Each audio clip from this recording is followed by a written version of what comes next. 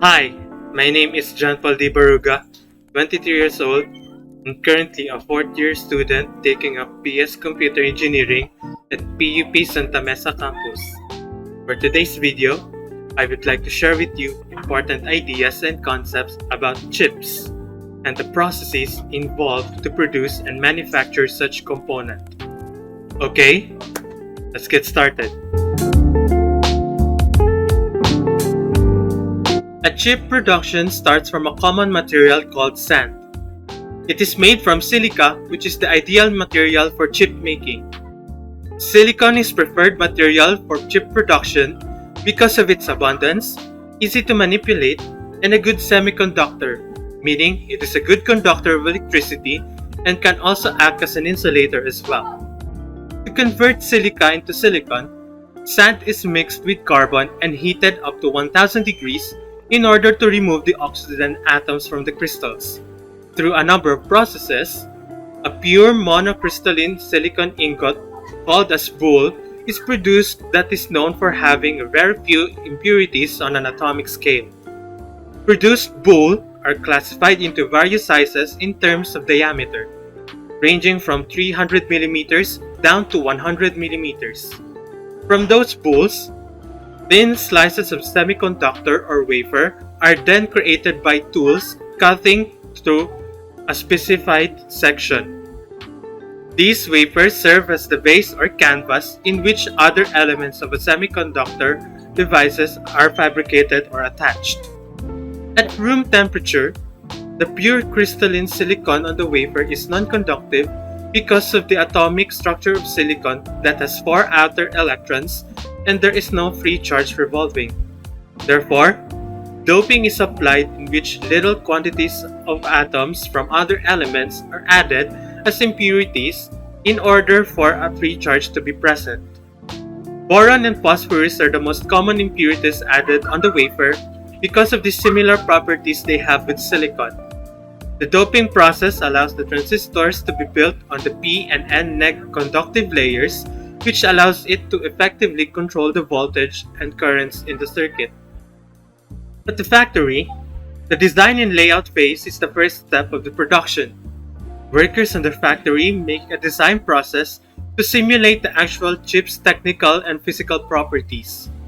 Tools designed for this kind of production are needed to ensure each components work correctly and efficiently. The design processes are very delicate and requires layers of 3D layouts or blueprints to ensure that every component works as planned. There is a strict sanitation observed within the production line to ensure no contamination occurs. Workers are required to wear hazmat suits and must be subjected to decontamination procedures before entering the area. Airflow is thoroughly filtered as far as one particle of dust not larger than 0.5 micrometers as accepted tolerance. Depending on the dimensions, several chips by thousands or dozens could be fabricated on one wafer. The wafer is firstly oxidized at 1000 degrees to make it non-conductive. Then, a photoresist material is uniformly applied using centrifugal force. The wafer is exposed to a light in a special exposure machine called steppers. This is performed in order for the chip template to transfer the complex geometric patterns on the wafer. After the exposure, an exposed area of the chip pattern is observed. The layer of oxide in the exposed area is etched off using wet or plasma etching. Through plasma etching, special gases bond with the substrate to be removed in a reaction chamber. This helps in removing the microscopic layer that was exposed and developed from the previous step. After the photoresistor residue had been stripped and the wafer had undergone cleaning, it undergoes further oxidation, and a photoresist material is applied again, and the plasma etching removes the layers of oxide in the exposed area of the chip pattern. The photoresistor residue on its sides is likewise removed. At this layer, the polysilicon and the thin oxide layer is etched off. The two layers in the center only remain intact under a photoresist material. The silicon undergoes doping process. An ion implanter is used to shoot atomic impurities into the silicon, changing its conductivity behavior by fractions of micrometer. After the photoresist material in the center is stripped, another layer of oxide is applied. The wafer again undergoes the cycle of applying photoresist, exposure to the steppers, and stripping. Contact holes are this time etched to access the conductive layers, enabling the interconnections and contacts to be integrated in the wafer. This is done through depositing the metal alloys in the wafer by using sputtering machines. Photoresist and masks are once again applied. The unexposed strips remain after each etching process, providing a contact to underlying layers. In order for the insulation layer above the interconnections to have a smooth finish required, a combination of chemical and mechanical processes is used to remove excess material with micrometer accuracy. The whole process of applying photoresist, masks, etching, and residue removal may be repeated numerous times depending on the chip being designed. The result is a wafer that may contain several dozen or several thousands of chips cluttered together. A space between chips called the scribe line is always left between the chips. Test structures are also integrated in space, which is used to take measurements after production.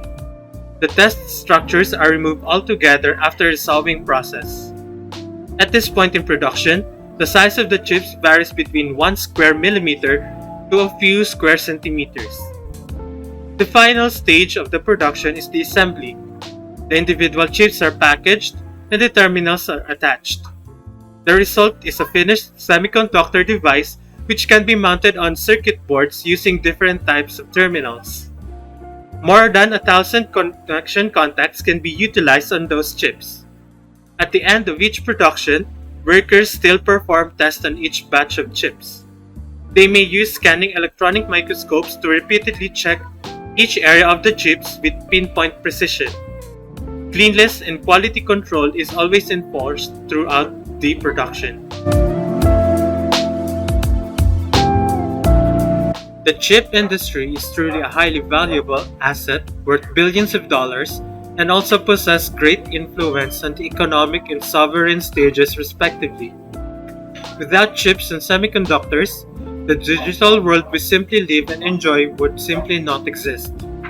But chip production requires greater extent of resources and sophisticated workforce involved. Here are the possible factors that could give possible explanations on why chip making requires a lot of hard work. The chip's instruction set architecture or ISA could help to determine how efficient it can do basic tasks like store data, read and process memory.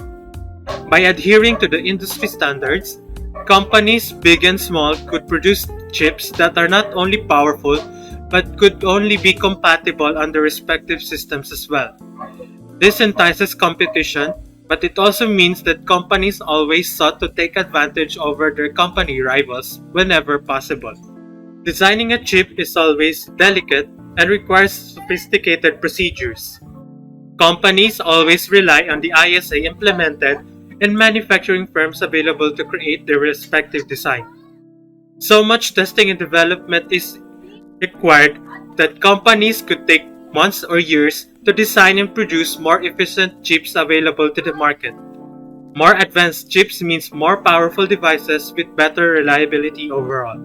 Making a chip's design is one thing, but etching it on the wafers requires other process that is both labor intensive and requires a lot of funding as well. In fact, very few companies have the dedicated machineries and workforce to handle such tasks. Companies like TSMC and ASML are only some of the very few companies that is relied by consumers, both by the public and government bodies to handle such tasks. In chip production, there are many steps and processes involved, with varying complexity in order to produce components with such sophistication.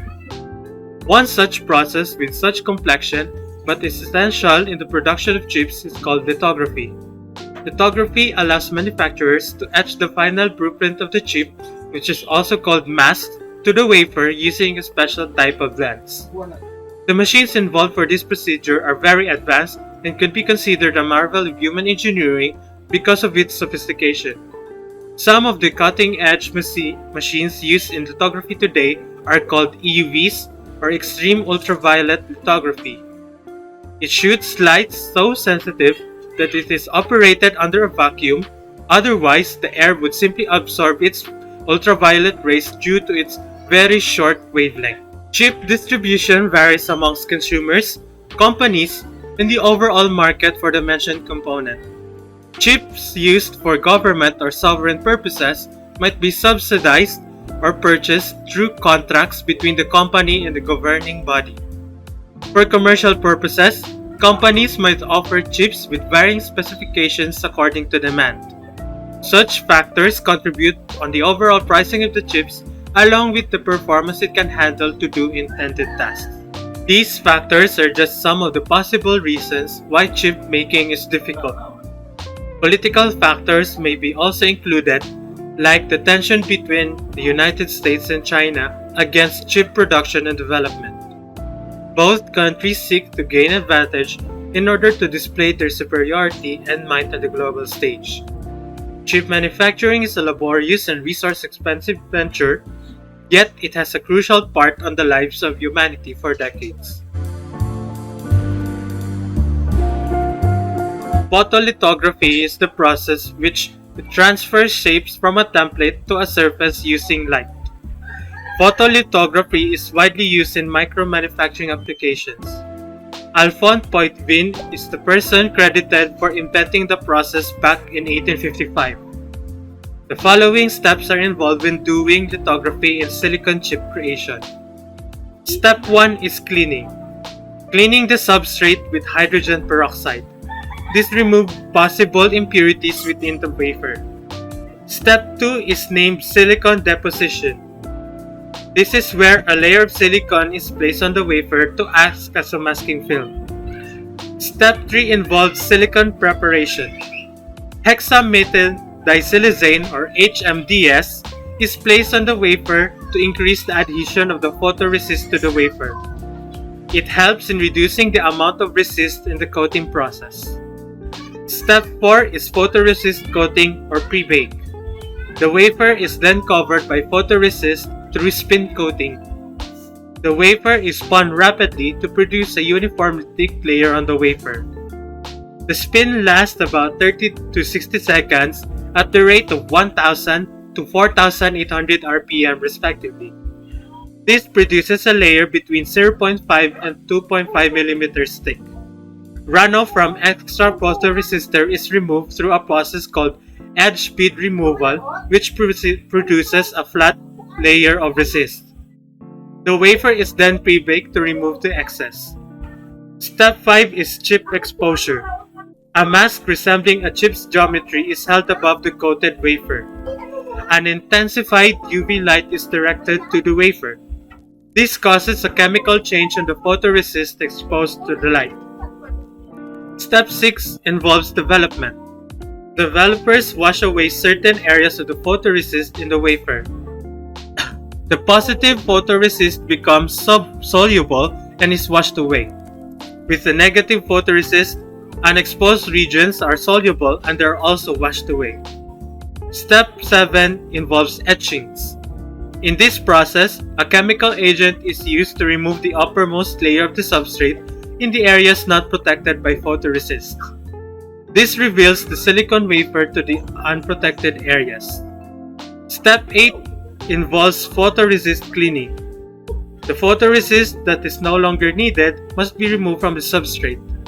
A liquid resist stripper is usually applied, which chemically alters the resist so the adhesion of the substrate weakens.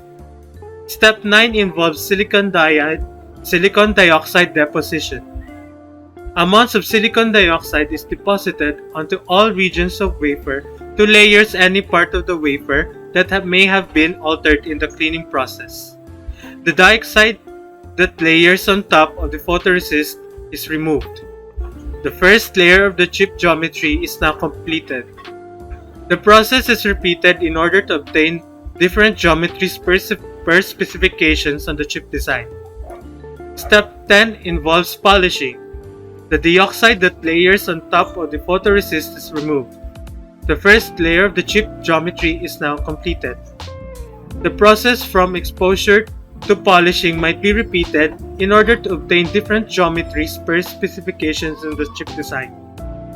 Step 11 involves final step or the etching of silicon dioxide, wherein a chemical agent is being used to remove the silicon dioxide from the wafer, leaving only the molten silicon intact.